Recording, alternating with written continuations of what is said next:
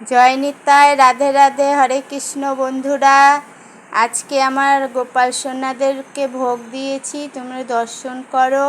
আজকে ভোগে কি কি রান্না করেছিলাম: অন্ন, আলু ভাজা, আলু পেঁপে ছোলা দিয়ে একটা সবজি করেছি, পাঁপড় ভাজা আর জল।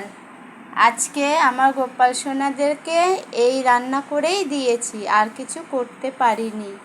তো আমার গোপাল সোনাদের ভোগ দর্শন করো। ভোগ দর্শন করলে মানব জনম সফল হয়, দুর্ভোগ কাটে।